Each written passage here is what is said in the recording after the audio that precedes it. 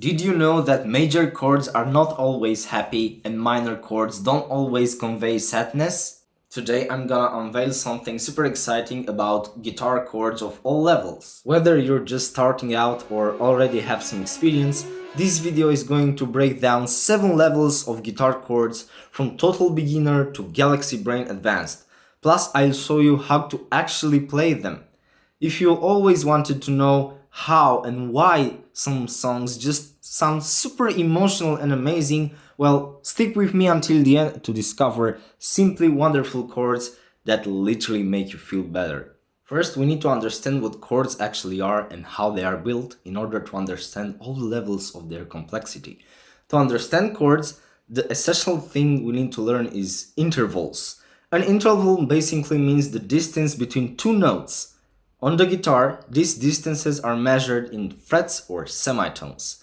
Intervals can be of 5 types, and they are perfect intervals, major intervals, minor intervals, amplified intervals or augmented intervals, and diminished intervals. The distance of one fret equals 1/2 step, and the distance of 2 frets equals 1 whole step.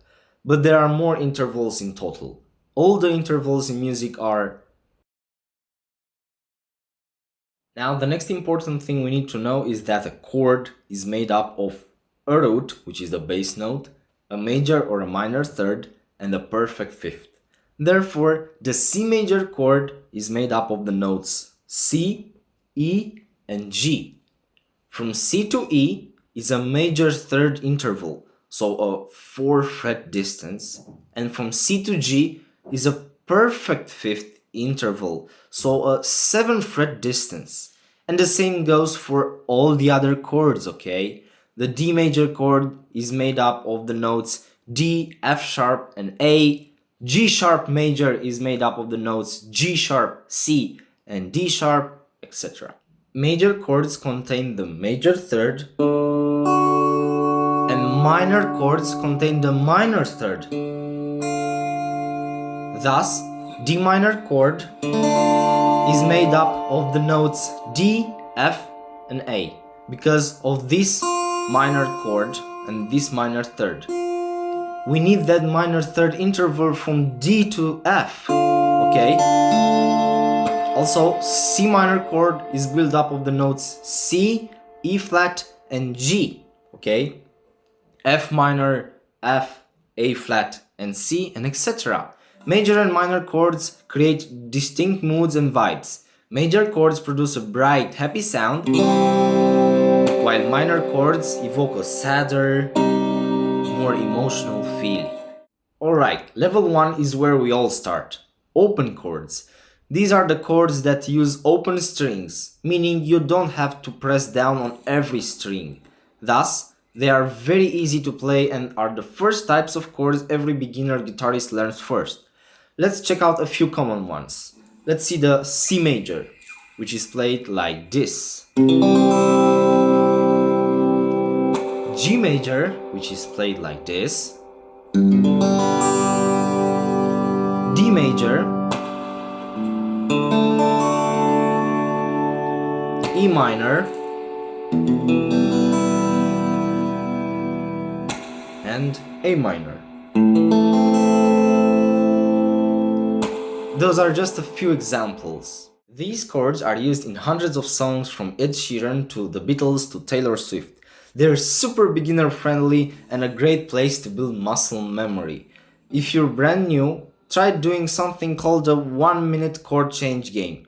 Pick 2 chords and see how many clean switches you can make in 1 minute, okay? So let's see from C major to G major, okay? Or from G major from D major, okay?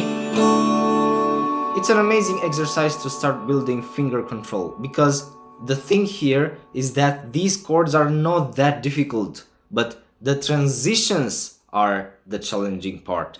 Because in any song, it's important that you make these transitions as smooth and as fast as possible to keep up with the piece's tempo. These chords are also called cowboy chords, which are usually the first ones that we learned. Now if you wanna rock, this is your level. Power chords are technically easy, but they bring massive energy, okay?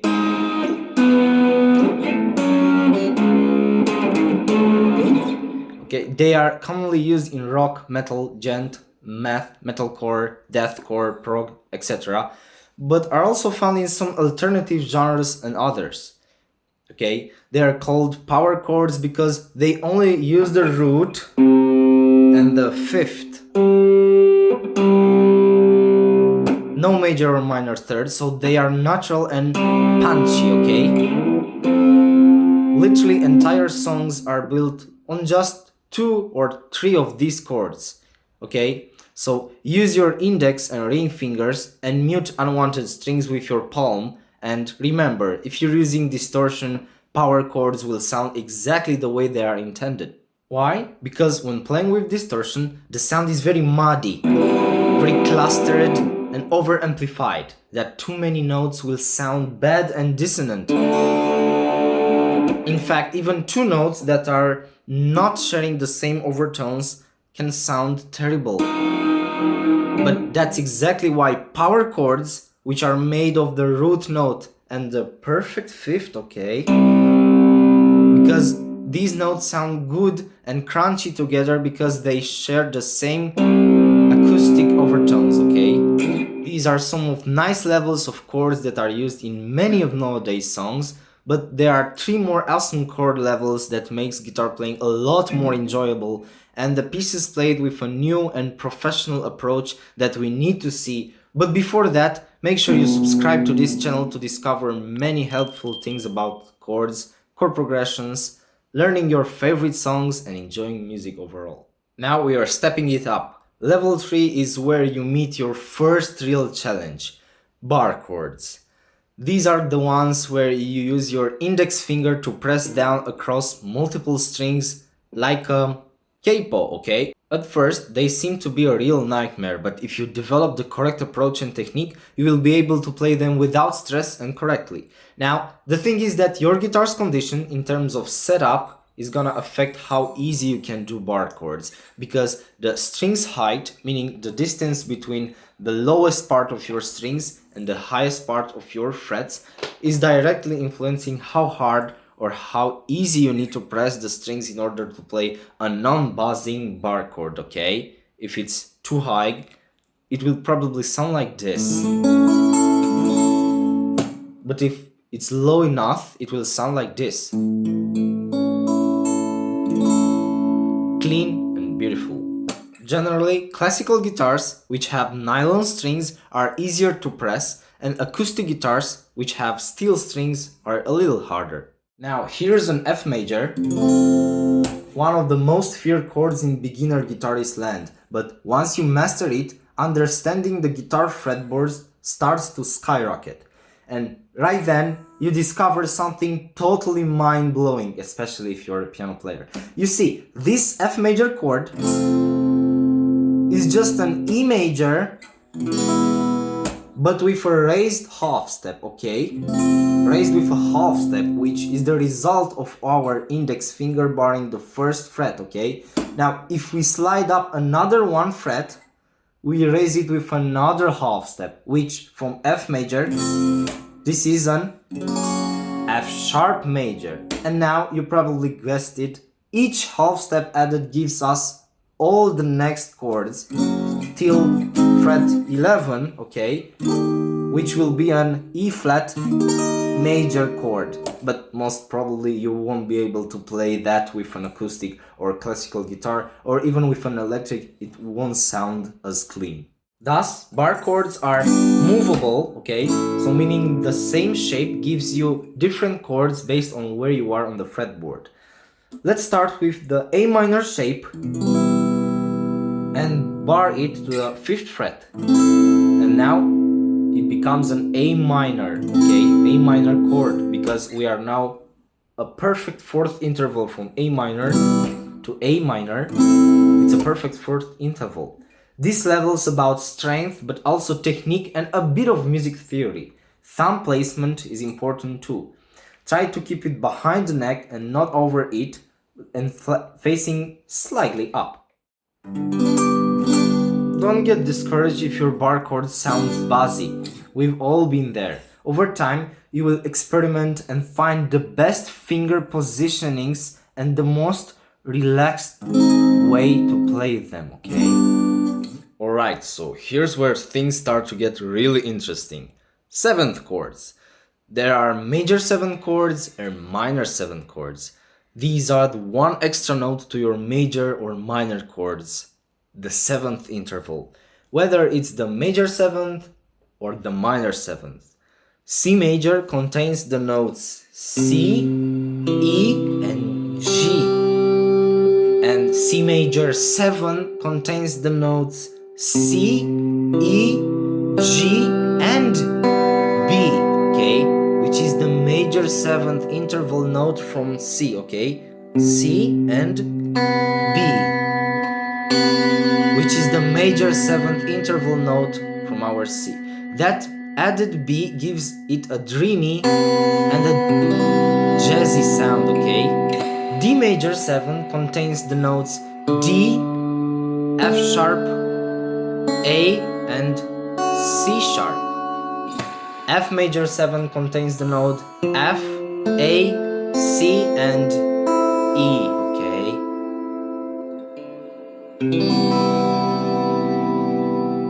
Now, the minor 7 chords contain, as the name tells, another extra note, which is a minor 7th interval note from our root note.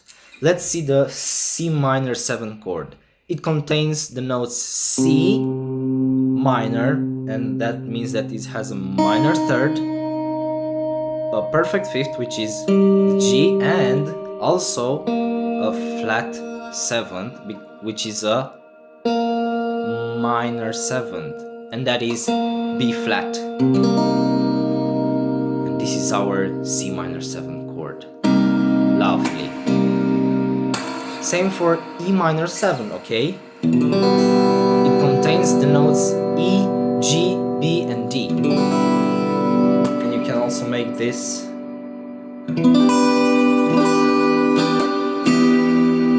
The vibes that the different 7 chords create are mellow and soulful, like minor 7 chords, like A minor, smooth and jazzy as major 7 chords, C major chord, okay, and also tensioned and bluesy flavor like G7, which is a dominant chord, okay? And now, to better understand major 7 chords, let's hear an iconic example which uses A major 7 and D major 7 chords.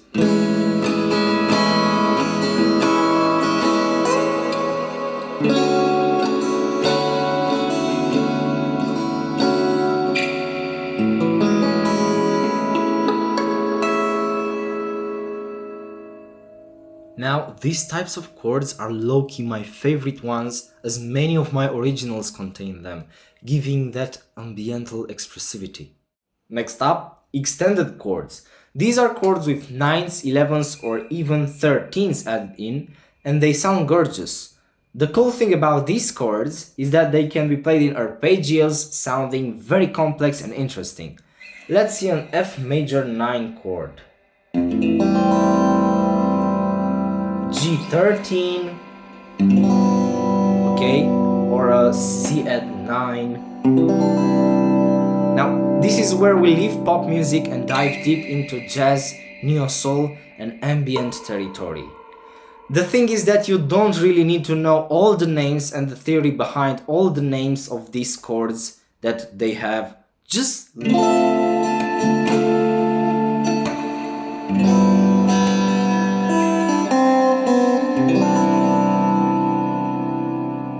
now let's see a beautiful dreamy chord which is an A add 9 and it's played like this. Lovely. Now from this very shape, if we slide all up by 2 semitones or 2 half steps, which means 2 frets, we will have the B add 9 11 chord, okay?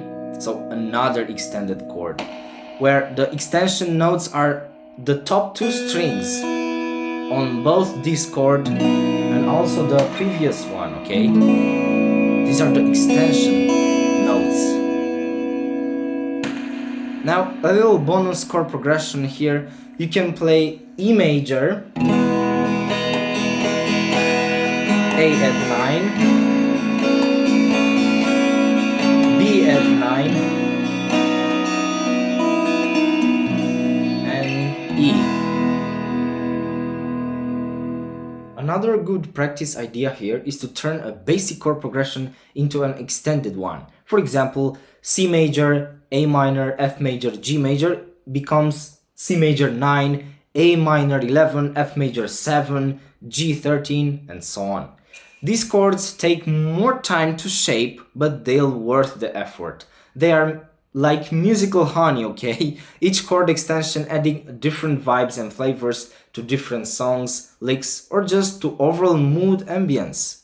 They are not so commonly used, but exactly that's one of the reasons they distinguish from the regular basic chords we hear in music and contain that specific, unique, extended sound, okay? Now, level 6 is for the explorers. Here's where we get into modal and altered chords that are no longer in intermediate guitar chords. We're stepping outside of traditional harmony and exploring new sonic worlds. A very good example would be the Jimi Hendrix chord, which has the notes from the Lydian and Phrygian modes, okay? They sound really otherworldly, giving an either mystic, relaxing, uplifting, or tense moods, okay? And this is how you play this chord. Very otherworldly, okay?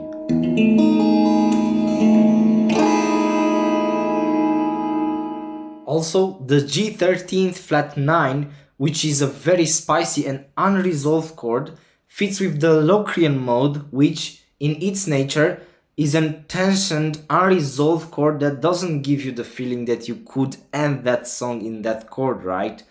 And these chords are all about advanced and complex musical expression, and knowing your modes helps you know why they sound so different. Now, this type of chords are also rare, and the Locrian mode, which is the 7th mode of the major scale, is extremely rarely used due to its unsettled, unresolved and tense nature. However, it's fair enough and interesting the fact that I composed a 1-hour song switching between both Aeolian and Locrian modes, which is my first single on Spotify, by the way, which I encourage you to check.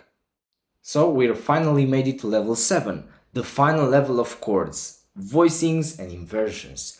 This is where you stop thinking in shapes and start thinking in sound and pure emotion. This is a regular C major 7 chord, and this is a spread triad voicing. Same chord, different flavors. Depending on which note is on the top or how you spread the notes across the strings, the feeling changes. The main logic of these chords is that the more spaced out they are, the more room for reverb to flow in is, and also the deeper that vibe and that feeling is.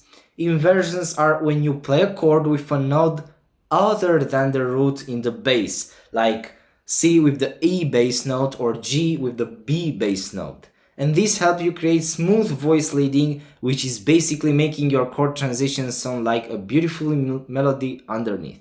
Now here's an interesting comparison between the simple triads in root positions and chord inversions that are spaced out. Okay, here is a C major, okay, basic root position, and here's a spaced out C major chord, where we have the root, perfect fifth, and the major third on top. Okay, here's an E minor, basic root position, and spaced out E minor. Okay, where we have the root, perfect fifth, and minor third on top. Okay, depending on voicings used, these chords are awesome and can convey different vibes too. For example, the saddest and most emotional chord is this spread voicing of an inversion of any chord, but let's say in C sharp minor, okay? Okay, so here's our regular C sharp minor chord, okay? here's the inversion. Okay, it's a spread voicing where you have the minor third on the bass note, we have the perfect fifth in the middle, and the root note on top. Okay. A good tip here is to learn triads on the top 3 strings in all positions for all chord inversions. Let's see for C major chord.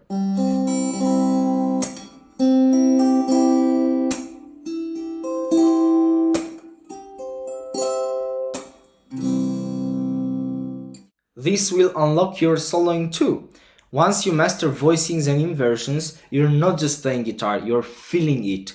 You're vibing with each chord and chord progression, understanding deeper the music and sounds. So these were 7 levels of guitar chords, from simple open chords to gorgeous jazz voicings. Every level has something unique to offer. Please let me know in the comment section what level are you right now, which is your favorite, and what's the chord or level of chord you want to master next. Did you know that you can play literally thousands of songs with just a few chord progressions? Please check out this video. I'll see you there.